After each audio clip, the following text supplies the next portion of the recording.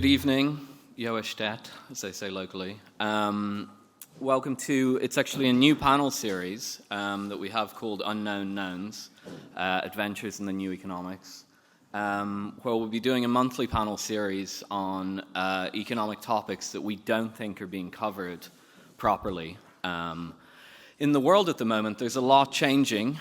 I'd say we're seeing some of the biggest dramatic shifts in economic dynamics in the global economy, in geopolitics and so on, probably since 1945, but at the very least since the collapse of the Berlin Wall. And I just don't think that the quality of discussion meets the event in a sense. And so we're hoping to do some panels that address some of these topics that just really aren't being covered elsewhere. So since there was an election in America, which you may or may not have heard of recently, we decided to open with what is a huge topic, a fundamental shift in America's orientation toward the world. America is no longer the largest economy in the world, but it is still one of the largest, and it's arguably more important than its weight, so it's still maybe the most important in some ways. So to have this discussion, which is about Trump's dilemma, reshoring or friendshoring, we have with us Julius Krein, who's the editor of American Affairs Journal, which has been kind of a cutting-edge journal that goes right back to the first Trump administration, trying to lay out what an actual coherent intellectual strategy, economic strategy too, for the Trump administration. We also have Carlos Roa, who's a visiting fellow. I'm Philip Pilkington, I'm a visiting fellow as well. I'm a macroeconomist. The way we'll do this, I just have a short presentation to kind of lay the groundwork for what we're going to discuss, and then we'll kind of turn it into panel mode. So, if I can get this to work. So I think these two images represent two different interpretations of the Trump movement. The one on the right is the kind of MAGA, the idea that America should be made great again, and it should go back to a time where kind of workers have good jobs, manufacturing jobs, dignity, and so on. The photo on the left is President Trump in his first term meeting I think it's the president of Vietnam, and this represents the more geopolitical interpretation of the Trump movement, which is that we need to reform the global system, and Vietnam being a close ally of the United States, you presumably would you can move the manufacturing sector there. Obviously, the guy with his thumb up there next to Trump won't get any jobs out of moving the manufacturing to Vietnam. These two tendencies within the Trump movement map almost exactly onto two different interest groups in the United States. One is, as I said, the MAGA movement. I mean, this is the popular groundswell that's got Trump elected, that's brought the Trump phenomenon to where it is today. The other is various organizations around what might be called the National Defense Industrial Strategy, and anything related to this. Groups that see the fundamental shifts in the rise of China as a fundamental challenge to the United States and want to not push back on that, but try and figure out a strategy around that. Again, I just highlight it's not really clear that these two things are the same thing, but they tend to be conflated in political debate. The two groups disagree on a fundamental question, I would say. Now, this is my framing. I hope our panelists may or may not disagree with me, and they can say so. And this really comes down to whether the U.S. trade deficit matters. Everything really goes back to the trade deficit, the loss of manufacturing jobs, and so on. All goes back to the trade deficit. We can maybe discuss that in more detail. And fundamentally, I've just given two quotes there, one of an economist called Wayne Godley, who's no doubt it was a British economist, who did think that the trade deficit mattered way back in 1999 or something. And this is a recent book by Samuel Gregg about the new economic moment, and he literally, that is a quote, he says trade deficits don't matter. If you're friendshoring, you're still going to engage in trade deficits, obviously. It'll just be with Vietnam rather than China, or Mexico rather than China, whereas reshoring would be addressing a fundamental issue of the trade deficit. Why might trade deficits matter? I'm really only rehashing the contemporary debate in America, but these are from the China Shock papers that came out a few years ago that showed the impact of free trade policies and the rise of China on the United States economy. And I won't go into them, they're a little bit boring, but as you can see, manufacturing goes kind of down, right? And And this is kind of fundamental to what the China shock's all about. It's what Trump talks about on the stage all the time. It brings American jobs to China, the good American jobs to China, and we see and also the wages and salaries falling in those industries because of it. So that's one reason why an advocate for fixing the trade deficit, that is a reshoring advocate, might say that the trade deficit matters. The other issue with trade deficits is their sustainability. With a trade deficit, what you're doing is you're sending effectively paper currency or paper assets to another country in exchange for goods and services, dollar assets and so on. And there's a big question about whether that's sustainable. Maybe not in the short term, but do we really think that by 500 years' time they'll still be doing this trade of manufactured goods from China for what are effectively paper dollars? At some point, this arrangement will come to an end. Just quickly, that's the national investment, the net international investment position of the U.S. That's effectively how much the U.S. Owes the rest of the world. You can see it's almost exponential. It's an enormous amount of money. The other is a scatter plot, just a model that I did in the paper showing how much of a decline in living standards we might see in the United States if they stopped relying on this deficit spending model. And I won't go into the details, but what I basically found was the average American earns about $74 a day, and that will go down to about $52 a day. So if they were unable to get the rest of the world to accept paper currency for goods and services, there could be a substantial decline in living standards that will be represented by probably a fall in the value of the dollar. So the two things that people who say trade deficits matter basically are arguing are it's already driven down living standards, wages, good jobs, and so on in America, and the future future sustainability of this economic arrangement isn't all that clear. The argument against that, I guess, by the people who say trade deficits don't matter, we don't need to reshore, and therefore friendshoring is the way to go. I've honestly tried. I think it's pretty obvious. I think trade deficits do matter at this stage since I did the modelling. But I did try and find an argument, and I haven't really found one apart from the fact that trade deficits don't matter because U.S. dollar dominance will just continue. I think that's basically the assumption. And if either of my panelists are aware of a debate that I'm not, I'm happy to be informed. But my sense is that they basically say, no, don't worry, it's sustainable. And then when confronted with the issue of worse American jobs or whatever, they just say, look, that's just capitalism. That's how competition works in the world and so on. The latter seems to me a somewhat reasonable argument. I don't really understand the idea that the dollar will just simply maintain. Then there's the question, which I think we'll address in the panel, so I won't go into it now, but the question is, does friendshoring even work? The goal of friendshoring, obviously, is to stop China from exporting you goods so that you're no longer dependent on them and have, say, Vietnam export you those goods instead because you trust the political leadership in Vietnam more.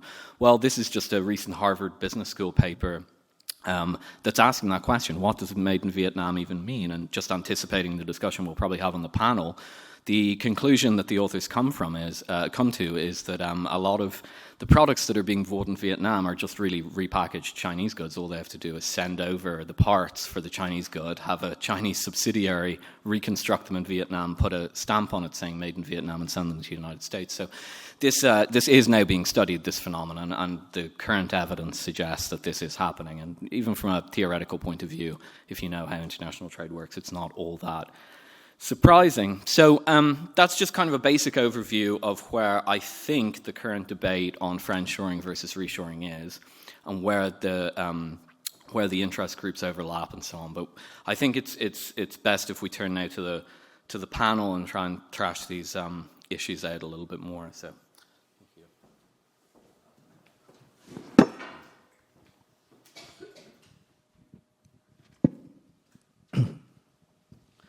So I think the best place to start this with is we just had a recent election, obviously. Donald Trump won, I wouldn't say by a landslide, but I think he definitely surprised an awful lot of political pundits and pollsters and so on. So I guess the first thing to ask is, what did American voters vote for? Did they vote for reshoring or did they vote for friendshoring? So I think we'll start with you, Julius, maybe. Yeah. I don't think anyone actually voted for friendshoring. I don't even know that was on the menu, and it's also a larger question of probably a lot of the votes related more to kind of cultural concerns and the weakness of the Democrats and Biden and Kamala and all of that. So I don't want to read too much into it from that side. But I will say, on this question, what has been very striking to me, I recently started a new organization called the New American Industrial Alliance, which I'm chairman of. And it's essentially a trade association of both companies, large and small, as well as institutional investors, focused on all things reindustrialization. And what was really remarkable after starting this, or surprising to me, is a bunch of foreign companies and investors wanted to join it. And it was sort of, why do you, European family office or Mexican company, want to join the American reindustrialized trade group? And essentially what they said was, in policy discussions to date, most of the time it goes something like this. We need to rebuild the U.S. industrial base, but we can't build everything, and we have all these kinds of diplomatic relationships. So, friendshoring, hooray, end of the discussion. But actually, if you deal with it at the business level, you will actually need industrial policy to do any kind of friendshoring as well. And you really need the U.S. to decide what its industrial policy priorities are so that these other companies and investors can fall into it. So at the deal level, when you get outside the kind of academic world, it's not as zero-sum as it might seem. And the other part of this, I think, Trump is a masterful politician. You can tell that because he unites a coalition that includes very opposed groups. One that's not up there is a certain faction of investors and donors and so on who basically would like the Trump administration to cut taxes and not do anything else and expect the stock market to go up. And really, there's no way to unite the disparate wings of Trump's coalition, whether it's the factory guy, whether it's the stock market make the numbers go up guy, whether it's the defense and foreign policy community, other than actually a serious industrial policy effort to rebuild the American industrial base, particularly the defense industrial base. And actually, I think the focus of that has to be domestic, but a lot of the supply chains, whether it's critical minerals, other elements, are going to run through other countries and will involve an element of friendshoring. So I think there is actually a way for Trump to thread the needle and do this in a way that unites everybody, but it is a very difficult path. I want to move on to the interest groups pushing for both policies in a sense, although it's heartening to hear that there is actually a way forward through that, but I think it's still interesting. But before that, Carlos, maybe I'll pitch it more broadly to you. If you look at the friendshoring versus reshoring debate, how do you see that through the optics of American politics right now? Right. In my view, people voted for Trump for three reasons. One, they feel that ever since 2020, things have been kind of weird / off in U.S. politics. Yes, Biden was president, but depending on you were still in the political scene, you weren't really sure if he was in charge or it was National Security Council in charge. And Americans generally like to know who's in charge at any given moment, especially for big decisions. Two, people were not happy about the economy. They willing to give some leeway and so on and so forth, but when the messaging is, no, the price of goods isn't up, you're imagining it, they can tell when the price of eggs and chicken is up. They wanted that fixed. Three, immigration, just because price of goods go up, rent prices go up, etc., and there's the various crime incidents you hear. Hearing someone being burned alive in a New York subway does not exactly engender confidence in immigration policy. Now, the issue here, bringing back to the friendshoring, reshoring debate, is Americans want the jobs to come back. They still associate that with how it was 30 years ago, good salaries, retirement, etc. But, and this is the issue, they don't necessarily want to pay for it and what it would mean in rising consumer goods, etc., etc. So that is the needle Trump wants to thread, which is how do we bring back jobs and bring back the reality, if not the idea, of things were while avoiding pressuring the consumer base too strongly? Okay, so let's talk briefly about the interest groups. I mean, maybe my photo was a little simplistic, maybe it wasn't, but I mean, I framed it basically as the workers who backed Trump. I think one of the unions backed Trump, or at least met with him. I think the AFL-CIO did. Correct me on that. And then on the other side is kind of a little bit more mysterious to me. I guess I called it the defense industrial complex or whatever. But Julius, maybe you could give us a better idea of who is driving those two kind of trends. Yeah, just quickly, it was the Teamsters union. Teamsters. And they didn't endorse Trump, but they did not endorse anybody. And typically they would be a full-throated endorsement for the Democratic Party. And one of the leaders of that union also spoke at the Republican convention, which was unheard of. And they got something out of it. They got a pretty pro-union labor secretary, especially for Republicans. So it'll be interesting to see that may change larger dynamics in the overall union approach to politics, to be determined. But I would say on the interest group side, I mean, the official kind of big defense world was not really pro-Trump. And these are kind of the defense primes and whatever. They were somewhere between neutral or pro-Harris, essentially pro-status quo. I think one of the key themes that the new defense secretary, who was recently confirmed, Pete Hegseth, emphasized with things like procurement reform, stuff like that.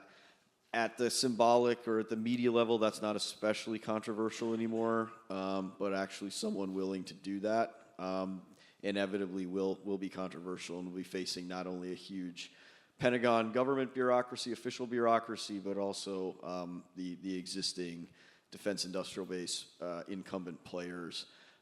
So I think a lot of the more, whatever you want to call them, insurgent or new defense world companies, there's a difference between them and the old guard, and they were more pro-Trump, but that I wouldn't, it's not exactly like the defense establishment was pro-Trump. But did the defense establishment get behind this concept of friendshoring? I mean, so reshoring, it seems to me, is an organic political phenomenon from the ground up. So I'm kind of getting at, where do you think that the concept of friendshoring came from? Yeah, as I said previously, I think most of this crowd has seen friendshoring as the end of the conversation. We have a problem. Friendshoring, everybody's happy about it. It sounds like reshoring, but it's not, and whatever. But the truth is, if you're serious even about friendshoring, that's only the beginning of the conversation. And it's not like Brazilian manufacturing can compete with China. It's not like Mexican manufacturing is going to compete with Chinese manufacturing. They're getting deindustrialized too.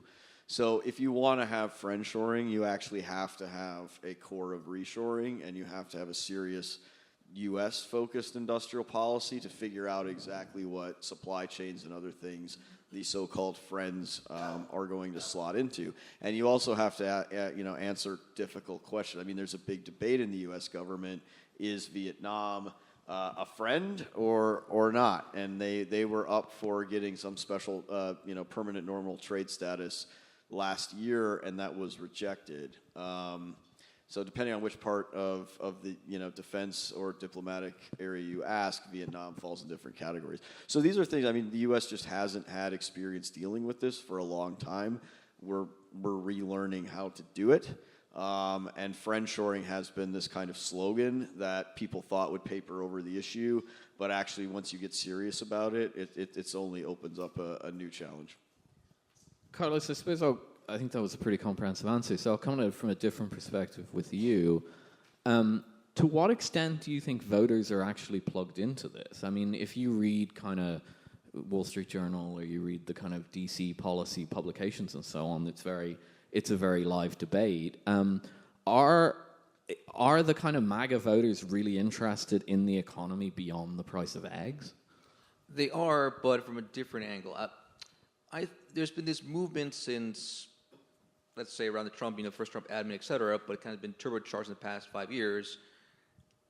of the economic populist, but also the sort of antitrust movement, which is there are all these big companies that become monopolistic, and because they get to that point, they start becoming more inefficient, start cutting corners, etc. We hear with the whole, oh, Boeing planes are flying out of the sky. I don't trust putting my life with a Boeing airplane 737 anymore, etc.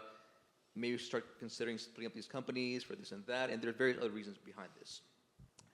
This has been, I think, utilized both by the MAGA base, which are suspicious of big corporate, big finance, et cetera, in general, but also, curiously, I think this is partially being used by the tech sector as a way of saying, look, these old guard guys are entrenched, they're doing a piss poor job, we in tech know how to do things more efficiently, and that's the whole point of Doge. It's Elon Musk saying, we know how to do things efficiently, therefore give the tech guys a chance to come to the government and try to shake up the establishment. This is why we're seeing more of the defense tech, et cetera, saying, hey, give us a chance to give us government contracts. We can probably put out what Boeing or B-8 does at a fraction of the cost. That sort of mentality is what's starting to, seep into government and saying, hey, let's apply this in defense, but the implication is it can probably spread elsewhere.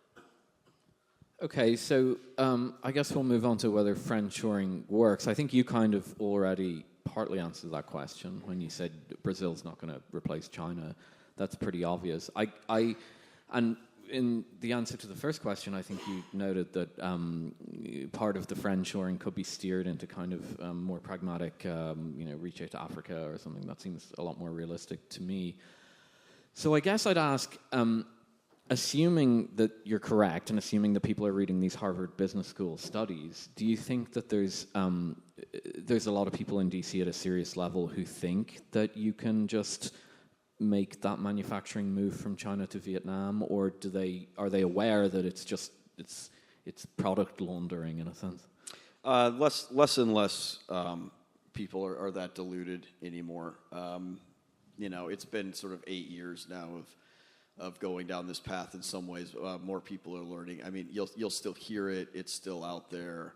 But even in the Biden administration, people that worked on these issues recognize that we can't just make this thing called IPEF and all of a sudden all the manufacturing goes to Thailand or whatever. But I guess I just to pick up on something you mentioned, I mean, the interesting part about this is the real test hasn't really been made where tariffs really start to bite or other measures really start to bite on the consumer side, and people have to choose, how much do they really believe in whatever commitments they think they voted for. I think on the immigration question, I think we've reached a point where people are sort of like, I don't care if the lettuce is more expensive. We're drawing a line. But, in the first Trump administration, it was a different world. And A, they didn't really tariff the really difficult stuff, the core consumer stuff. B, it wasn't an inflationary environment. Everything was just a lot different. So we'll see if we actually, no one's actually put that to the test of how much are voters really willing to put up with in order to reindustrialize. And I don't know if we'll get there or not. Well, I might give you the more difficult question then. If that's the way that the friendshoring thing is viewed in America at the kind of policy level, do you think it's still being taken seriously outside of America? I mean, in international media and so on, seems to take it pretty seriously as far as I can see. Look, in my view, with the friendshoring debate, there are three considerations. One is what's coming out safer. We saw, to use an extreme example, the whole Israel kind of rejigged the various radio operating things to blow up, and to get a bunch of Hezbollah, operatives. If we have something made in Vietnam, for example, do we know there won't be a Chinese backdoor, et cetera? That's what DoD and Intel Services are concerned about. Unless it's in a very trusted partner state, i.e. a NATO ally or closer than that, the answer is probably no. So that's not. Is the cost lower? Probably yes, and that's what consumer cares about. They don't want to pay more for goods. So that's a pro for friendshoring, but that's basically still, as we've alluded to, China just being repackaged somewhere else. And three, is it as productive? This is still meeting the number of quantity and productivity. There it depends. If it's consumer goods, it can. If it's something important, not as much. We can't really friendshore, say, U.S. naval ship production. That'll take a long time, et cetera. There's security concerns, so not really. And it really boils down to, if we're friendshoring, it's just to keep up, let's say, the facade, but the notion that we can still have cheap consumer goods, affordable food, et cetera, and thread the needle. And continue running a trade deficit, of course, as I said. Okay, well, I think friendshoring, I guess, was kind of theoretical in a sense. I mean, there has been a little bit of a tried, but we've never really heard of the fruits of it, perhaps. It's also, I need to just point out, it's also a way of, I'm not going to say buying off, but placating allies, saying, no, we have your concerns in mind as well. We can redirect this to you, and it'll help your economy. I'm sure they love the kind of toll fees that they take on when the Chinese goods come through their country, but I don't think it's an economic development strategy. It's free money.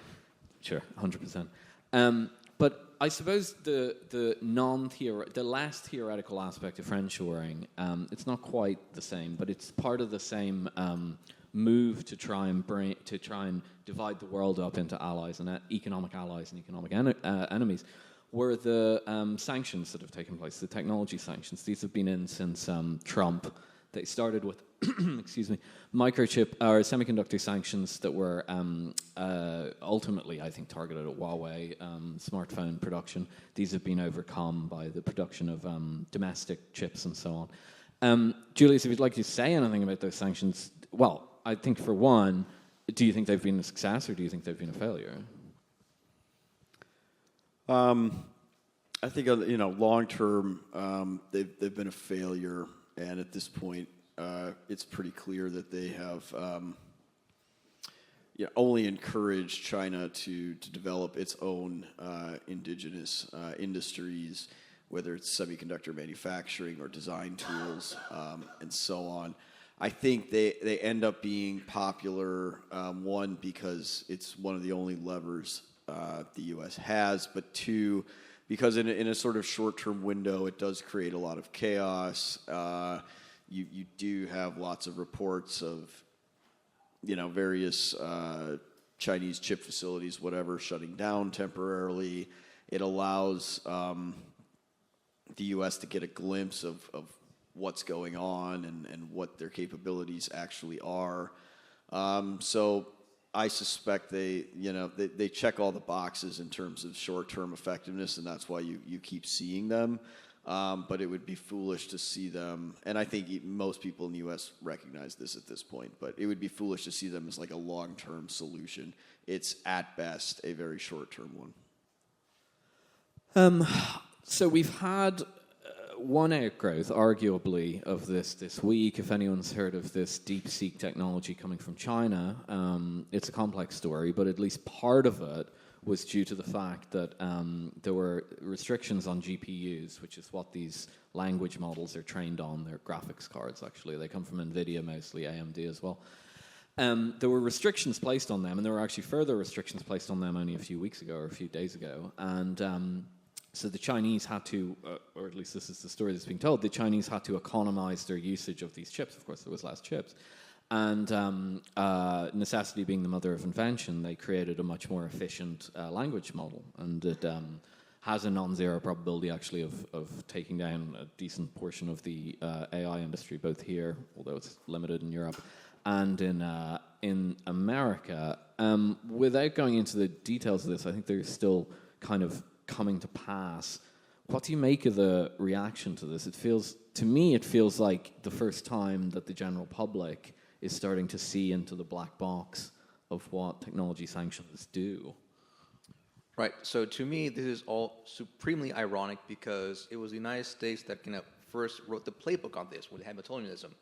If you read back in the revolutionary period of debates, it was post-revolution. The British are imposing, even before revolution, the British are imposing all these restrictions, saying no, we're not going to let the colonies have all these manufacturing capacities, machines, etc. So we're going to impose restrictions on exporting both machines, but also any technical experts are not allowed to move to the colonies. So there was a U.S. pre and post-revolution effort to smuggle experts, etc., from the British all the way to the United States and say, hey, no, you come work in America, we'll pay you for your own arsenal, et cetera, et cetera, et cetera. So to me, this is all, we're now on the other side of this whole situation 300 years later of, oh no, turns out you can't prevent all this stuff from being exported or stolen, et cetera, because the incentives are just too strong. And eventually, whoever is taking these things away, because the conditions they're working on have an incentive to produce something more efficient, newer, et cetera. So I'm not surprised, but for the American people who have long, I want to say, without being too broadly about this, kind of worship the god of technology and science, believe that there will be a better future, the Jetsons lifestyle, et cetera, the fact that China is starting to leapfrog them in some cases is a very shattering development. I got that sense too. I mean, I've been involved in or following the debate on these sanctions for 2 years now, and it's never really been public, right? I mean, even you'd occasionally get kind of dissent from a CEO of a chip maker in South Korea. And the meme has long been China can't innovate, then China can't innovate without stealing, then China can steal, but they can't really innovate, and so on and so forth. And I think it was with Biden admin, we must slow down the rate of China innovation. So denial all the way until it's too hard to deny.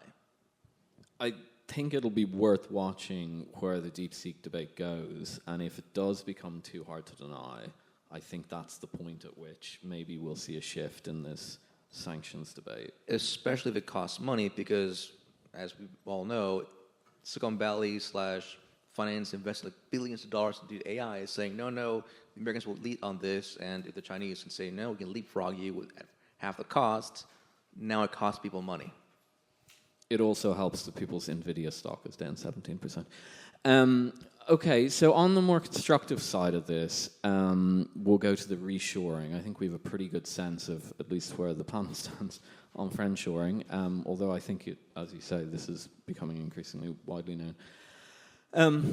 Reshoring is a lot simpler. It's bring the jobs back. It's what the red hat is all about, or at least it's partly what the red hat is all about.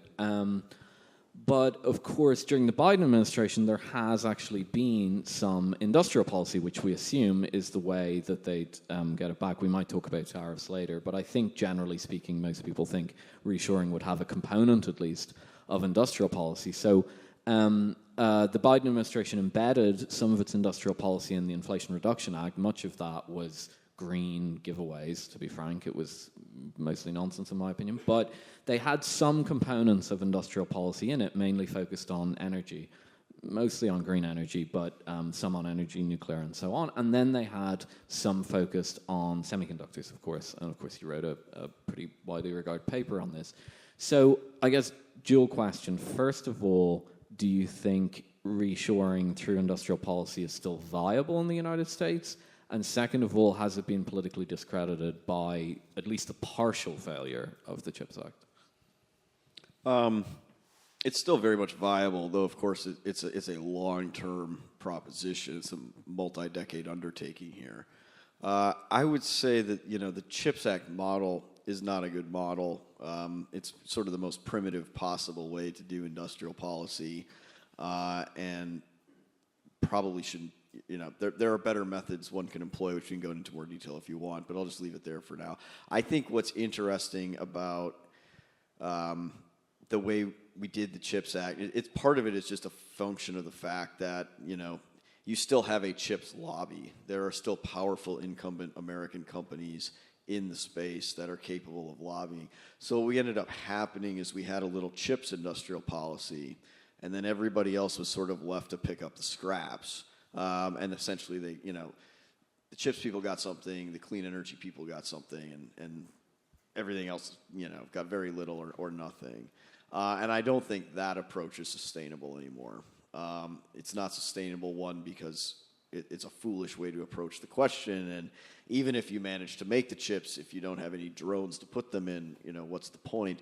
But secondly, because Intel, which was the American champion, has only continued to flounder since the CHIPS Act was passed. So it's increasingly obvious that that approach does not work.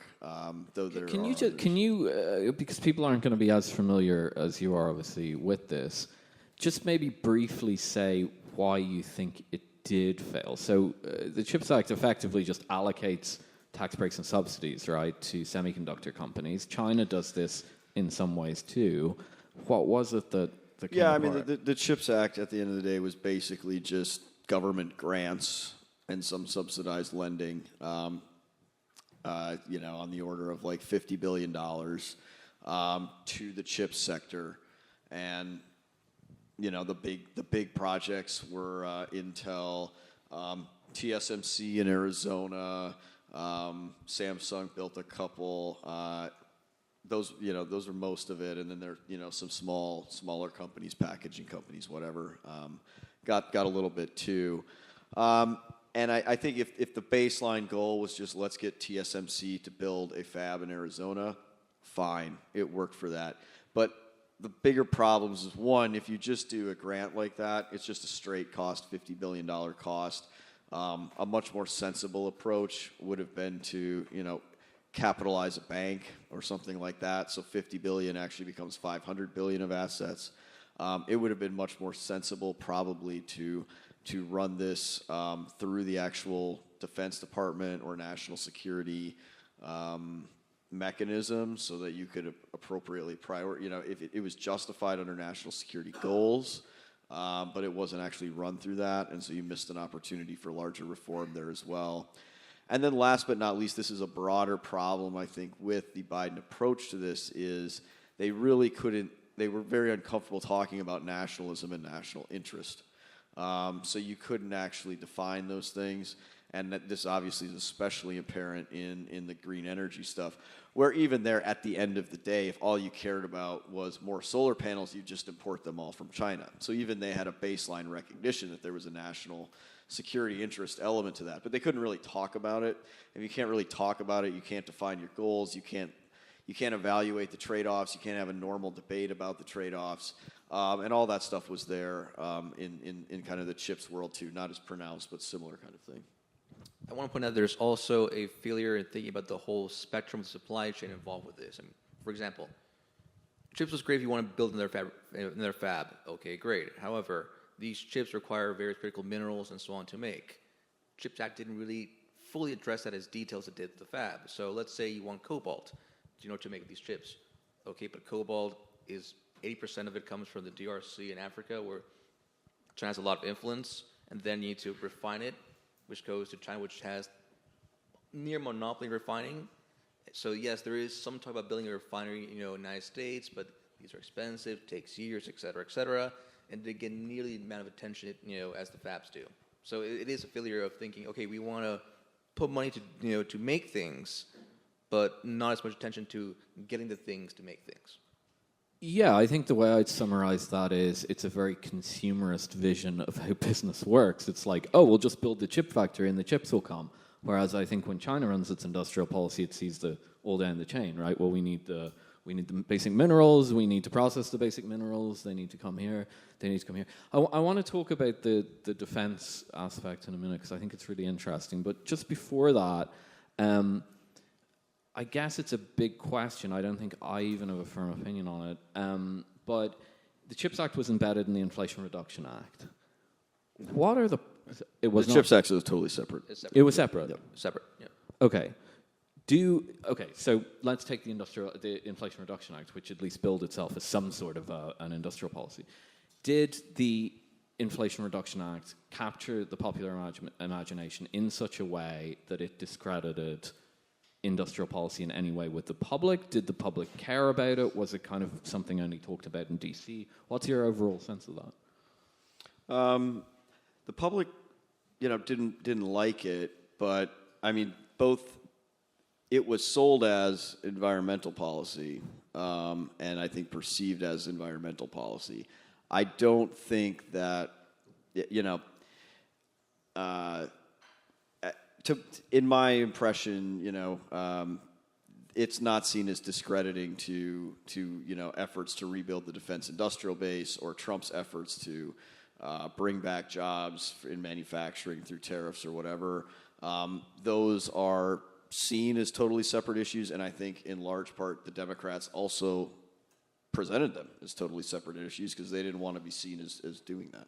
And has it given the upper hand to more libertarian inclined people who use it as kind of a, to beat up on the industrial policy people, do you think? No, there actually isn't much evidence of that. One might have expected that, in part because most of the IRA industrial policy happened through tax credits and the tax code, and libertarians don't want to criticize that in general, or is much harder. And two, because again, everyone was already criticized. Everyone on the right was already criticizing the environmentally oriented policy anyway, and it's really seen as a separate issue from say a defense or national security driven industrial policy.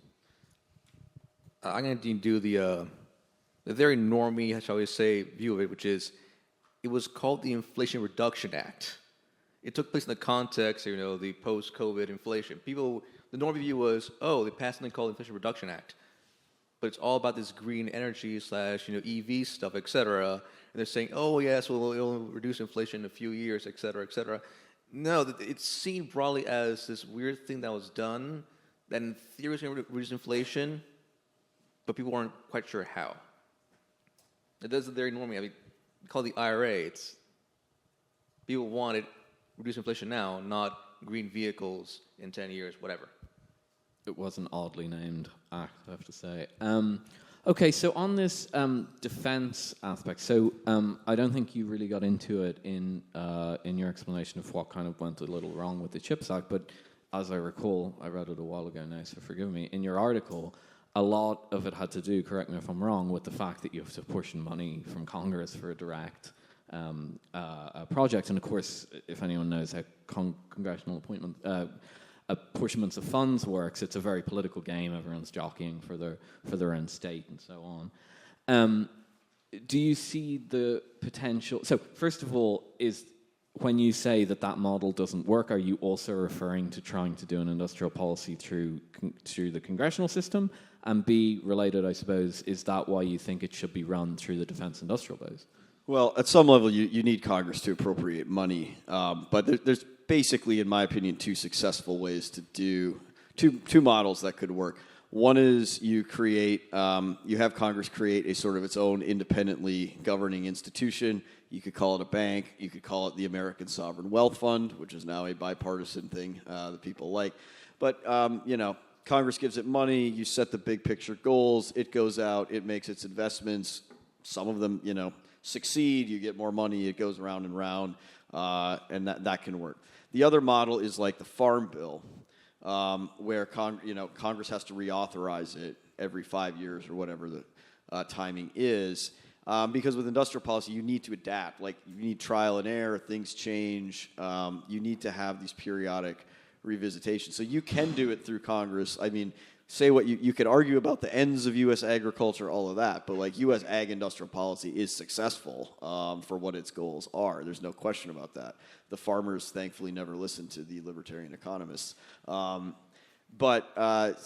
you can do it in either way, but the CHIPS Act does neither. It doesn't set up its own self-governing institution, and it's a one-off thing that Congress will never come back to. So for that and other reasons, I think it's fairly poorly designed policy. So, I mean, that makes me think of what you said earlier about that Hamiltonian idea. Not so much that it's directly related, but of course the way what Julius is effectively talking about is making a much more centralized model now, by hook or by crook. Obviously, Congress has to fund the thing, but if you just call it something else, if you call it some sort of a bank or a sovereign wealth fund. But ultimately, that is centralizing. That's making a more technocratic organization in a sense, more reminiscent of what we might be used to in Europe or possibly even in China. What do you make of that from kind of a political point of view? Obviously, Americans are very focused on the way the government is set up. Congressional apportionments of funds is there. Obviously, it's might not be utilized in the same way as it was originally intended for. I don't know. I can't read the founders' minds. But what do you make of that kind of overall of Julius's approach from a kind of political point of view? I think there is a reason why shortly after the founding, when we started setting up arsenals in the United States, it was set up to deliberately place them around the country because therefore every local congressman has an incentive to make sure these things work, et cetera, et cetera. The nature of the political system means there's an incentive and encourages that we need to decentralize these things So once everyone has a stake in the game, these things happen. So with a centralized model, it's possible, but then who benefits? And if it's not congressmen, then indirectly or directly, they have less of a reason to push it.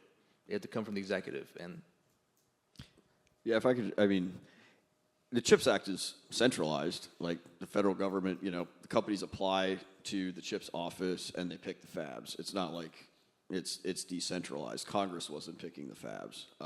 So there again, you got all the problems and none of the benefits. And it's also the case that the U.S. has development banks. We have 2 development banks for investments abroad, Exim Bank and DFC. We have none to actually build anything in the U.S. So in a way, that's an easy kind of Trump, America first, kind of low-hanging fruit there in some ways. But do you see, there's a lot of talk right now with, these mass amounts of executive orders and so on that Trump's putting in place. There's a general feeling that there might be a little bit more centralization going on in the second Trump administration. Do you see your suggestion as kind of part of that same trend, or do you think that this could have worked in Trump 1.0 or Biden or? Yeah, no, I think this is part of the new Trump effort. I mean, I'm not sure it could have worked in the early days of Trump 1 just because it was so chaotic and nobody knew what was going on. This time is much different. There's still factional debates and whatever, but it's a much more organized. You're capable of issuing 50 executive orders on day one. It obviously. It didn't happen under Biden. It's an interesting question why. I think toward the end they actually did start to gravitate in this direction. But again, I would point to, they were more concerned at some level of talking about friendshoring and talking about how they weren't Trump in the early days, and it took them a long time to kind of get over that, to actually attempt to start doing things. And by then, of course, it was way too late. how about this? Let's put forward like a thought experiment. Let's say we do in the next 2 years get the American Sovereign Wealth Fund or the American Development Bank, or this is an article appeared in American Affairs, the National Foundation for Manufacturing, something like that. Let's say we get it, a centralized organization, the whole thing. How would disperse investments? What would that look like in practice? I'm saying. Well, I mean, the point you made earlier was a good one, and that was true not only in the founding era, but in the World War II buildup as well. And actually, the loss of that broad-based support, in the late Cold War and after, is a big problem. We are where we are, but at a simple level, the way that the Sovereign Wealth Fund is envisioned is, it's sort of it's like the Fed or any of the other banks where you have political appointees for various districts. That's the ultimate kind of governing board. And then you basically have investment bankers from the private sector identify the projects based on those parameters. And you could do anything from conventional subsidized lending to equity, investment guarantees, unconventional derivative stuff, whatever you want to do. So I think this would be, not to say the problem, but dilemma, which is with the political model, congressmen lobbying for, I want this factory in my district, I want it in this district, we split it the difference, etc. That is, there is a process of political accountability in that process. If we do a centralized model, then it moves on to appointees who, yes, they represent the districts and regions, but now it moves the process away from politics towards technocratic management. And I think that would be the wrinkle that would get the base upset. Because at least they can say, well, if my congressman advocates for my interests, saying let's have a factory here, if it goes to political appointees, then they'll say, well, it's out of my hands now. Yeah, that's really interesting because obviously there's been a dust-up in the Trump movement recently between the kind of techno-futurists who just want the more immigrants because it's good for whatever, programmers or whatever. Number go up. And the MAGAs, but I guess what Julius maybe is proposing, we might call it like a MAGA technocracy. So it's a slightly different beast. It would depend on how it performs, how that goes. I mean, what I can tell you right now is with Congress, the top 15 congressional districts do get more than 50% of defense funding, which means that, those top 15 districts have like the same as like 40 states. So again, I mean, there are congressional models that can work, like the Farm Bill works at some level, but when it comes to actual industrial investments, to the extent that they're even being made, they're not widely dispersed, even with the standard congressional process. So I think there's probably a bit more appetite and opening to try different models. So, last topic, and then we'll go to questions from the audience. I want to think a little bit maybe about the role of foreign investment in this whole thing. So, let's start with the simpler question. There was obviously a bid, I think it was, by Nippon Steel. Was it a bid? To buy U.S. steel. A lot of people, I will say, behind the scenes said that this was probably a good idea because the Japanese are pretty good at making steel, and the U.S. steel industry had become a little sclerotic. I don't know the details. Maybe you'll know them better. But maybe. Well, then let's start with you. If you want to give us an overview of what kind of happened there, and then Well, I wrote an op-ed in Newsweek around a year ago where I made the case that no, this should be done. Yes, that's right. Because let's see, pretty much U.S. Steel. Well, U.S. Steel as a company fell behind its peer competitors, Cleveland, et cetera, and the others. So it was in a bad position where its facilities were needed an overhaul and so on and so forth. And I need to ask a bit of a context here, which is we are now entering into a multipolar era. The U.S. can't afford to do everything as it could. Limited budgets, has to do a lot of things. But at the same time, given this, our provision of international security around the world is going to lessen. So we can't say, hey, we can't do global policemen anymore. We need to prioritize. In that context, suddenly the provision of U.S. security comes at a premium. So if you're a small country and you want U.S. to guarantee your security, now it costs more compared to what it did before. So Uncle Sam comes and says, hey, I see you're worried about China. Well, we can help with that, but the budget only allows for, I need to take care of the workers or more defense spending. Can't do both. If only someone were to invest money in my factories at home, that is the model that we're going towards, and I think that was what was Japanese were kind of hoping would happen with, the question of U.S. steel, which is, oh no, don't worry, we aim to rebuild the U.S. steel supply to benefit the whole Allied system. That way we can focus on defense. The fact that it was shot down for prestige reasons, i.e., it's U.S. steel, having been acquired by Nippon Steel, in this moment, we know with the MAGA base, et cetera, would have been a bad message politically. Biden administration decided that. Yes. What do you think about the Nippon Steel example? I mean, it seems, so that's you might call that reverse friendshoring. That's a friendly nation in the form of Japan offering effectively to do your investment for you, right? And probably do it quite well because the Japanese are good at these kind of things. What lessons do you take from the failure of that? Yeah, I don't know if you saw, you're probably familiar with like the kind of midwit IQ meme. There was one circulating where, like, on the low end, it was Fetterman saying it's called U.S. Steel, and then the midwit was sort of giving all the reasons why it would be good for the Japanese to buy it, and then at the genius end, it was Vance saying it's called U.S. Steel, and that's effectively to me, it's a diplomatic failure. Like, there could have been all kinds of joint ventures, projects, investments made without, U.S. Steel being acquired by Nippon Steel. It's 1980s all over again. And the fact that, our diplomats failed to put that together properly, says all that you need to say about the quality of the U.S. State Department in recent decades. But, beyond that, there was also some machinations with the other potential acquirer, Cleveland Cliffs, and all that shrouded in mystery, and I don't know all the details there. But I think at the end of the day, it's called U.S. Steel, and it could have been done better. But I think mostly optics and diplomacy more than substance. But you think a lesson might have been learned for next time around? I would hope so. Okay, if the State Department hires some better people. I think the State Department has hired a lot of better people. We'll see how they handle it.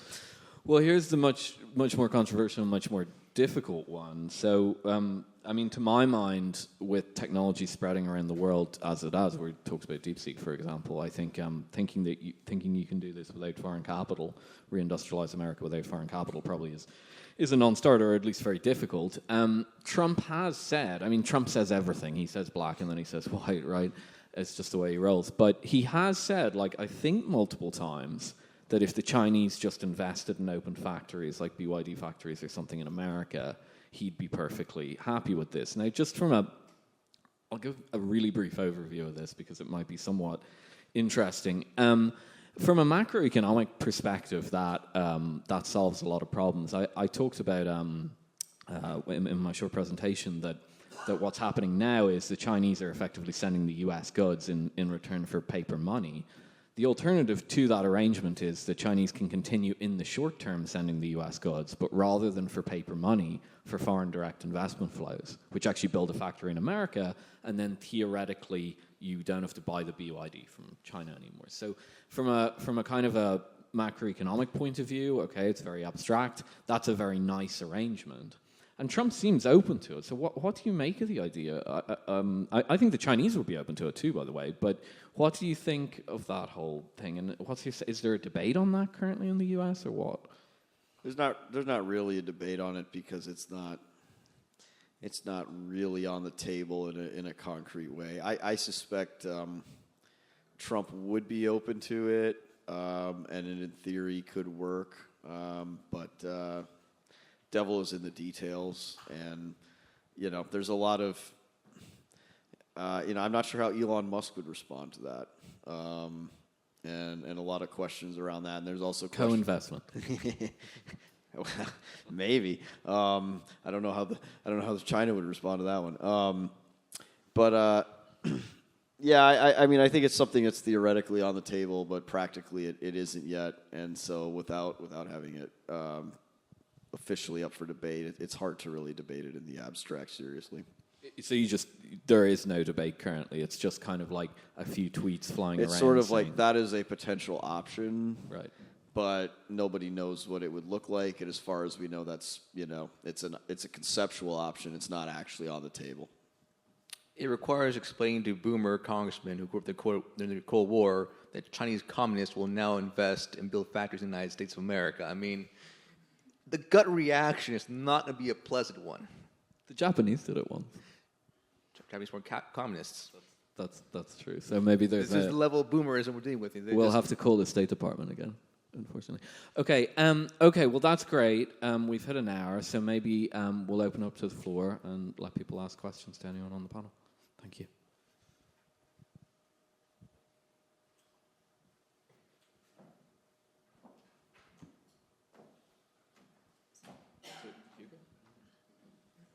Thank you very much. Hugo Martin, working here at the Daniel Institute. I had a question about much earlier during the conversation when Friendshoring was brought up and defined. Mexico and Brazil were mentioned, but apparently Europe is off the radar. So could you tell us a bit more, like all three of you, where Europe stands when it comes to this Friendshoring conversation and what the US view is on the state of Europe industry? You talked about this earlier, so maybe you can start. Yeah, I mean, Europe can build airplanes a lot better than Boeing can.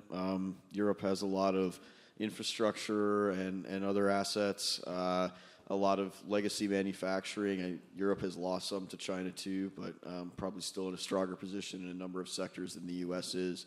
So I think there's actually a lot of potential for deals. I think where the dialogue tends to get tripped up is, it's very productive when you talk about this from the investor standpoint or the actual business deal level standpoint. But the U.S.-Europe dialogue tends to be a kind of think tank, politicians, Brussels thing, where everyone sits around and discusses what the rule of law means or free speech means or what transatlantic values, so important. Whatever that is. And so I actually think the friendshoring in Europe discussions are happening. It's just that's not the stuff that the foreign policy media reports on when it comes to U.S.-Europe relations. At the same time, the Europeans are still dealing with the energy situation with the Ukraine war. So it's kind of hard to tell Europeans, hey, you can do friendshoring, but at the same time, please buy our American LNG, which costs 20 to 30% more than what Europe paying with the Russians. Yeah, and I think we had this discussion on a panel earlier, actually. I think it's worth highlighting there that I think I hadn't heard much, I hadn't actually thought that much about friendshoring to Europe, but as Julius says, it makes complete sense. Airbus is producing planes and Boeing is, I suppose, but we're not sure if they fly. Trust them more than Boeing 737s. Yeah. So, but I think the issue there is that even if there are people thinking about that from the point of view of maybe we could have these co-investments, there is very good industry in Europe. That industry in Europe is seriously suffering under high energy prices, and the attitude, as Carlos says, in DC right now is benign neglect because a certain faction is making some LNG cells. So, to my mind, to get this kind of friendshoring, EU-US friendshoring debate working, I think there needs to be a real discussion about kind of a strategic general approach to the European economy with the Americans. And frankly, I think that's work to be done. If you're working in that sector, please start these conversations. Frankly, I think from some things J.D. Vance has said, I think there'd be complete open-mindedness to this. It just needs to kind of be explained and conceptualized. Anyone else?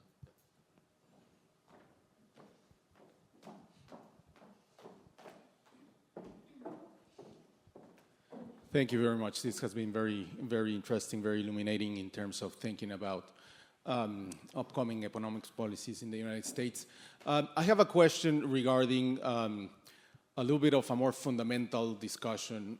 It seems like the alternative between reshoring or friendshoring was situated in terms of internal coalition within the Trump orbit.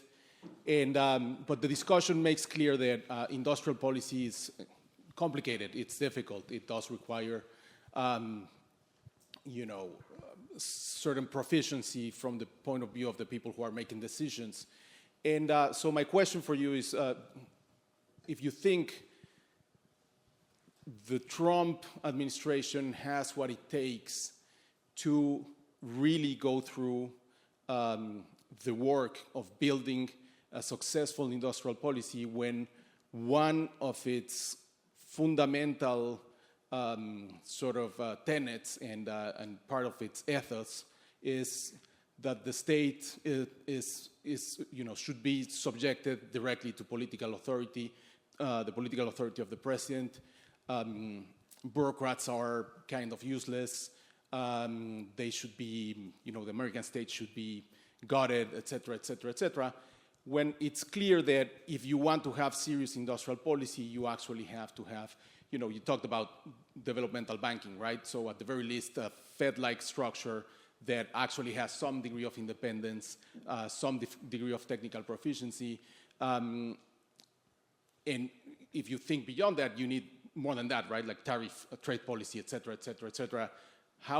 Where is that going to come from in a world where, Trump is confronting the state, confronting the bureaucrats, and then in addition to that, you have the haphazardness of decision-making.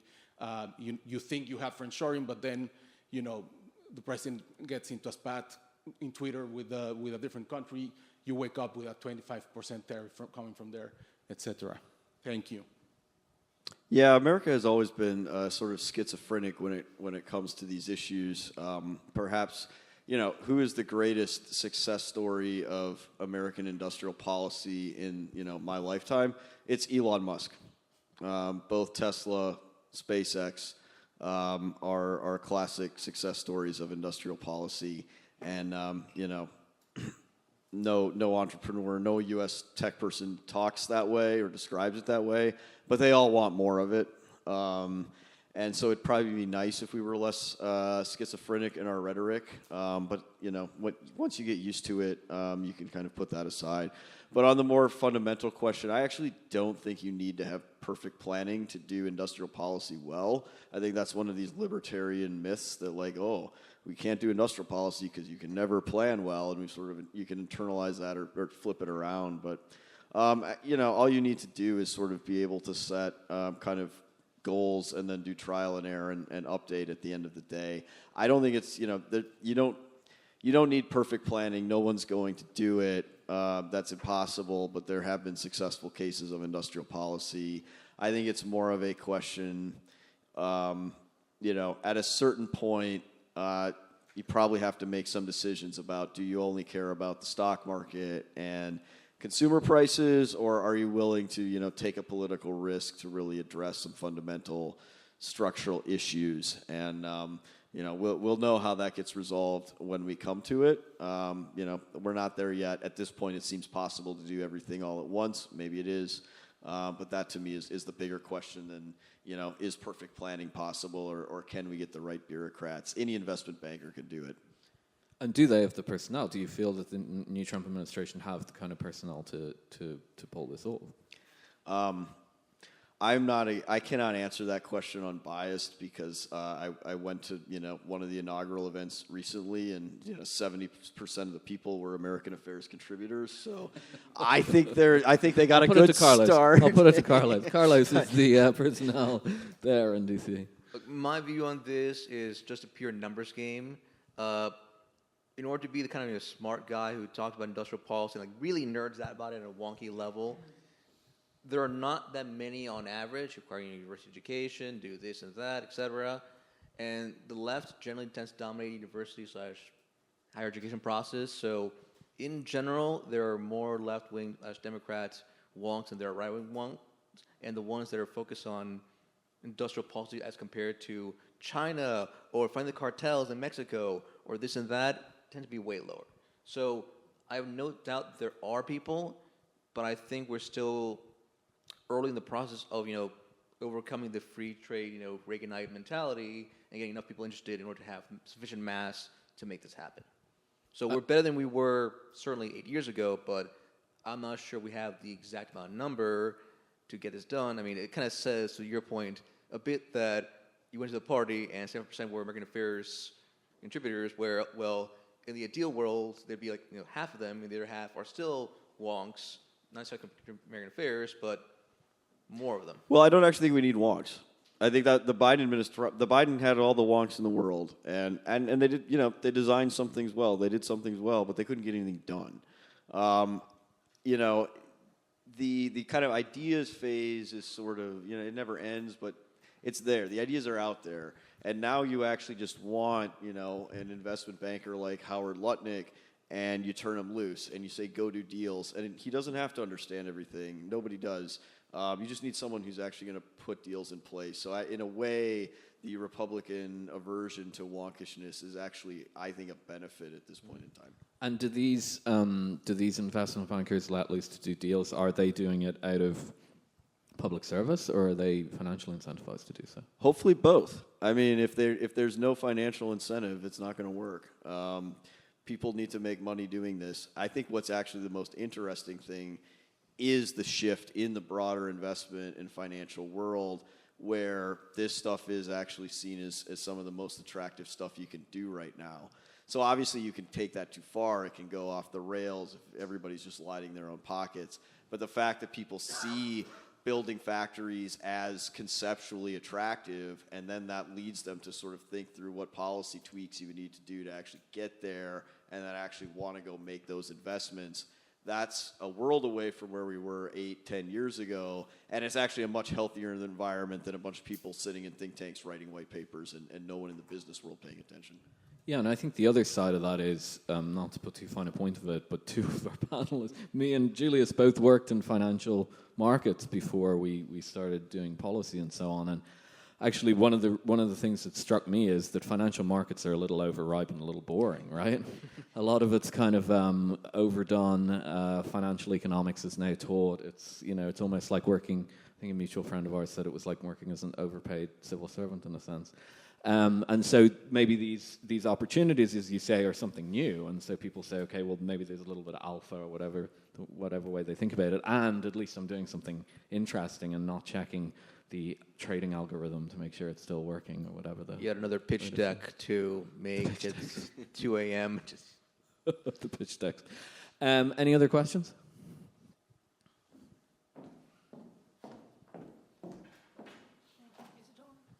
it on? Yes, hi. Reshoring, friendshoring.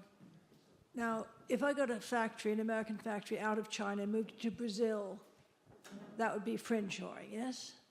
But I'm a worker in Indiana, and I want a job. And having a factory in Brazil is no use to me. So what? So why is that a good policy? It just means the Chinese don't get the factory, but doesn't help American workers. This is the divide that we're talking about. It's some people are seeing the Trump moment as a means to rebalance the world in some way and counteract the rise of China. And I mean, I agree. I think people voted for jobs. I don't think the average. I think actually they not only voted for jobs, but they voted for less engagement with global affairs in a sense. And what's your sense?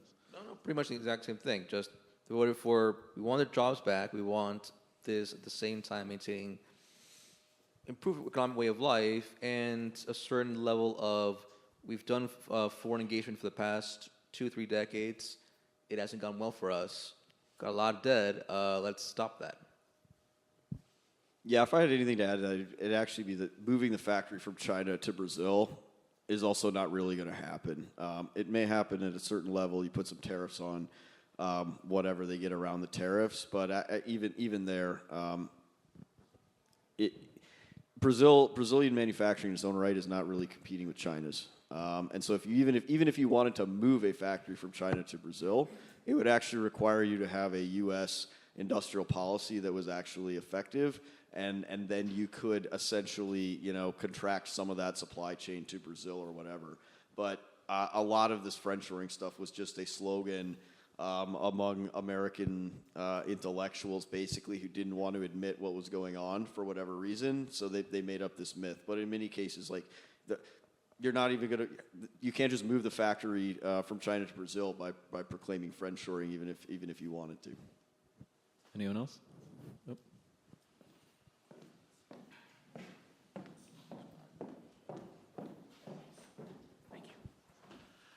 Confused Canadian here. I was just wondering if you could comment on Mr. Trump's dealings with Canada. Traditionally, pretty good relationship. Now, Mr. Trump saying we don't need any Canadian oil, cars, or trees. 25% threat. Is this just anti-Mr. Trudeau, or is there something bigger going on? What do you think Mr. Trump's game is with his dealings with a traditional friend? There is probably a little bit of Trudeau enmity for whatever reason, and some lingering hostilities from how things went in the first Trump administration. But actually, I think the USMCA review is coming up this year or next year, so U.S. and Canada will once again enter into a renewed round of negotiations around that. And it seems to me that Trump is. He likes to negotiate in his own way, and this seems like he's preparing some of the groundwork for that and presenting a very hostile face early. Pretty much echoing that, it's three things. I'd say it's one, the anti-Trudeau stuff, because no one wants Trudeau anymore. Two, it's Trump has been focusing, first out of anyone else, he focused on Mexico and Canada because they're the two big neighbors, major economies, so getting that hard stuff out of the way. And third, though less discussed, is there's a lot of Chinese influence in the Canadian political system, and that concerns some people in that Security Council. So that's apply pressure first and see what comes out of the woodwork. I'd just say from the outside looking in, obviously I'm not in America, but I do notice a trend of the Trump administration attacking certain progressive liberal politicians like Keir Starmer and Trudeau, and I know that may all seem like fun and games, but you do wonder to a certain extent, does Trump not want to kind of remake the Western system? These people haven't been particularly competent, in my opinion, so might not be the worst. The way I would put it, if I could, put it very bluntly, is new emperor's in charge. He wants to make sure all the provincial governors are in line with Rome, and if they're not, then they may be encouraged to see a lot of reason, and if not, then who knows what happens next. And if people think it's unfair, Budapest has been dealing with this for 4 years in the Biden administration, so she was on the other foot. Any other questions?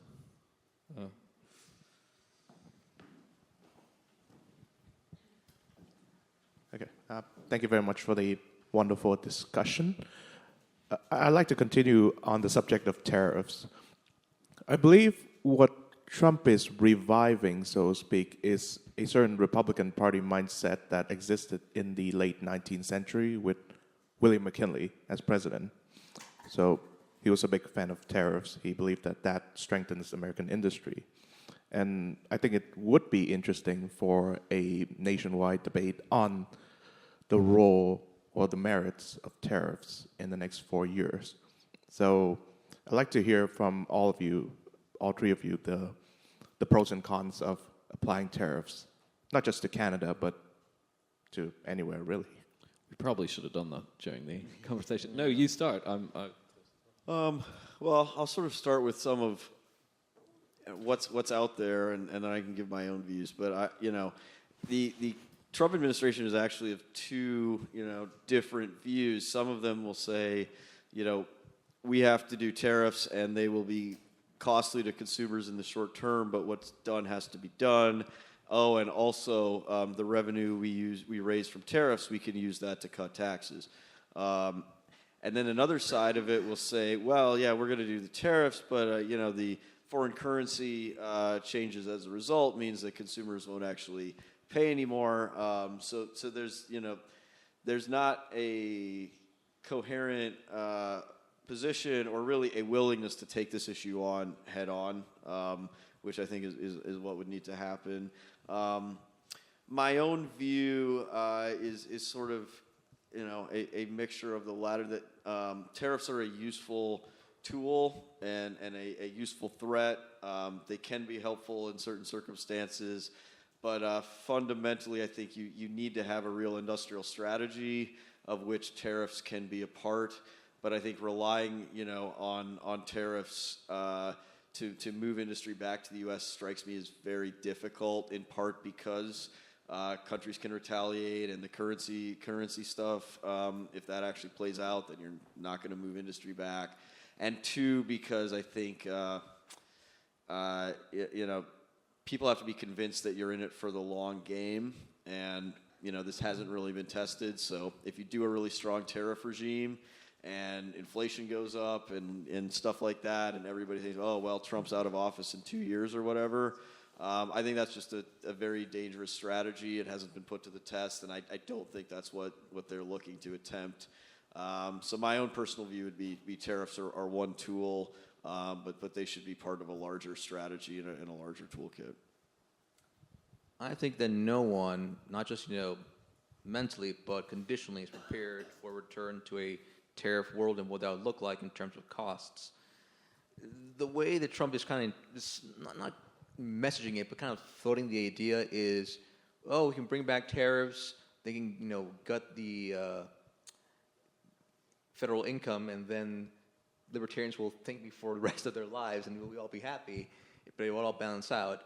There's a political angle there, but in terms of actual practicality and actual having discussion, no one's there yet, in my view. Not really. It's just theoretical, and would it work? Who knows? Well, Trump got elected on the price of eggs, let's be honest, and tariffs would raise inflation. And that's the problem, because then Trump is also saying, well, we want to have lower inflation, but eventually we know that he wants to also lower interest rates, but tackling inflation requires raising interest rates, and then begins the whole wonderful game of, do we really want to go down that road? I mean, I think my general view is pretty similar to yours, Julius. Tariffs are a good tool for what they can do. So, I mean, I kind of have a bit of a phrase that, protectionism means you protect a company that you have or an industry that you have. You can't protect an industry that you don't have. There's been kind of magic beans thinking sinking in certain policy-making circles in America. I don't think all of them, but some that are very reliant on tariffs, that if you raise a tariff on an industry that you don't have, that industry will pop into existence as if by magic. Or basic commodities. And basic commodities is even more simple. But, if that industrial policy worked, well, we should all go to where wages are lower in Central Africa and try that policy there. I guarantee you it won't work. Industry's complex. tariffs can work for industries you already have. So if for example, steel were working, if U.S. steel were functioning a little bit better and Chinese steel prices fluctuated a little bit, I think there's every case to raise tariffs that year by 10% or something. And then you're doing it on a particular industry, so you won't have kind of US dollar moves to offset that. So to my mind, tariffs are a perfectly pragmatic way of doing things. I mean, Europe has tariffs on all sorts of things. There's nothing inherently wrong with tariffs per se. I think it's the magical thinking that's cropped up around tariffs as if you can just kind of magic things into existence. And I think it's a very kind of lawyer way of thinking. I don't mean to be offensive to lawyers, but lawyers write a lot of these policies, and they tend to think in terms of creating laws, banning things, and then things happen when you ban things. And that's not really how industrial economics works, at least as far as I'm concerned. Do you want? Yeah, I would just say part of this is, we're using the conventional terminology is politically associated with the left or the left of center for whatever reason. So the industrial strategies, less and less so, but still raises some red flags in Republican circles. But if you say we're going to do tariffs plus a sovereign wealth fund plus cut taxes, everybody's happy. The only thing you lose there is some of the targeted kind of thinking about what your priorities are, how you're actually going to do it, the mechanisms, all of that. So I think part of this is just certain of the rhetorical issues involved with just how kind of accidentally how these which political party these themes have gotten related to. Any more questions? I think I saw.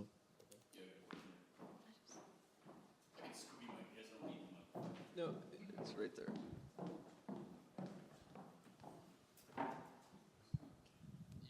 First of all, I just want to say hi to my friend over there from the great state of Canada. Welcome. Yes, sir. So in terms of friendshoring, I think one good example that I know of is Samsung, right? They pulled all their productions out of China and they moved it into Vietnam. Even though they had to, obviously invest billions of dollars, building up infrastructure and everything else. But I think that's the reason why your Samsung phones are not as expensive as your iPhones, from back home anyway, right? So from what I'm getting from you guys, you don't think that Trump's tariff is going to work, right? Because note that, his first term, it didn't work as well, right? Now that he doesn't have a second term to worry about it, I think he might just go all out. You think he might weaponize it and kind of like what happened to that Colombian president just a couple days ago? It depends what you want to do with it. I mean, Philip was referring to this kind of magical thinking, which we shouldn't be too quick to assume that that's actually how the administration thinks. That's just sort of kind of the aura around certain parts of it, and to some extent they've encouraged that mindset. But there is a sort of school of thought that's sort of like, well, if we just put tariffs on everything, all the industry will come back. And I think that strikes me as very unlikely to work. That said, as a diplomatic tool vis-a-vis Colombia, that worked in about an hour. Certain more targeted things, it's certainly, again, the industries you already have, you can protect those. It can be useful in certain ways. So I would say, and like I said, it's not that the administration is caught up in this magical thinking. There's some of that in the air. There's some of it around it. But if you are simply, for whatever reason, the debate in the U.S. sometimes gets reduced to you either do tariffs or you don't care about manufacturing at all. That's a bit silly. And if you do have that mindset, I do think you're going to run into trouble. But I'm not sure that that's actually the strategy. Or I don't think that's actually the strategy they're going to pursue.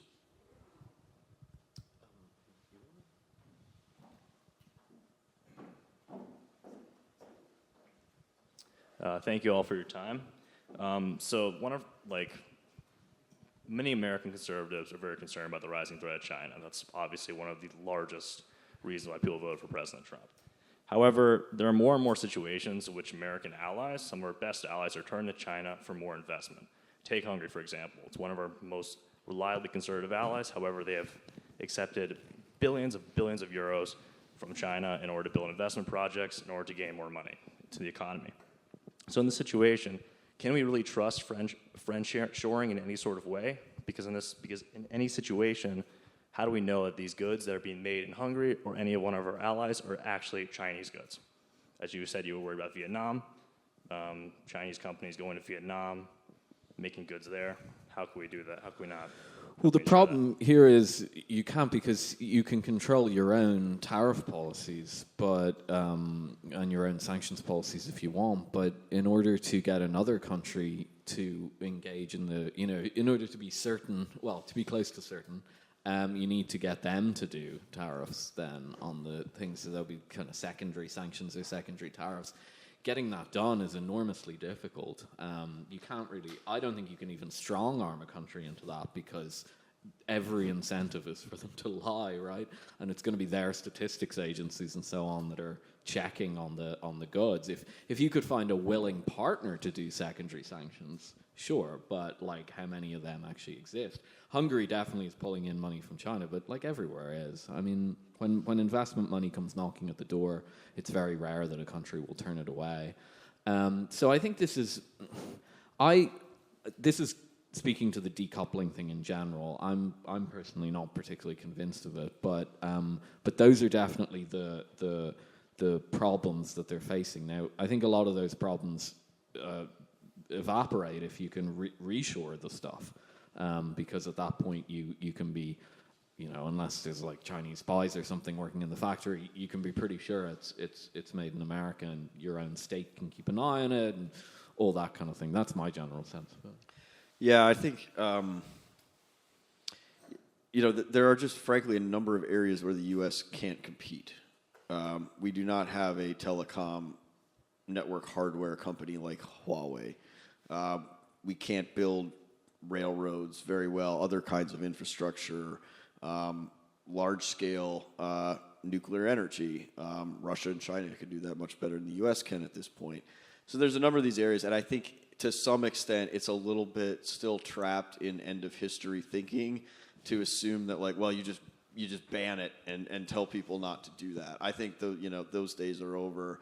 Where I think it's much more promising is, again, for the U.S. to look at these priority strategic areas that we can no longer compete in and say that's a major national security problem. If we have nothing there, let's go and, one, we have to have the strategy to rebuild that ourselves. Part of that strategy may involve recruiting, recruiting Airbus rather than Boeing, or whatever, a European rail company or something like that to build up these capabilities, rather than looking at it as like, how do we ban China from doing things, which in many areas is not even practical because there's no alternative. It's how do we build the alternatives, and who wants to actually do that with us. I just underline that because I've spoken to people about this issue before, and even economists don't really get it sometimes because they don't have kind of foreign affairs experience and so on. At the end of the day, if a country really isn't doing what you want it to do, you can only really just send troops in there. I mean, it really is a state. That's why they kind of exist. So or a hostile ambassador. Sorry? Or a hostile ambassador. A hostile ambassador can go so far, but ultimately, if you have to stick a gun in someone's face. So it is quite, not just the economics of this are quite limited, but trying to get compel states to do things. I think sometimes people who discuss these economic issues assume that America has an infinite power to do that, and I don't think that's realistic. Well, we're actually at time now. It's 7 o'clock, so that's an hour and a half. I think I've been relatively good at timekeeping. So maybe we could thank our two panelists, and thank you all for coming.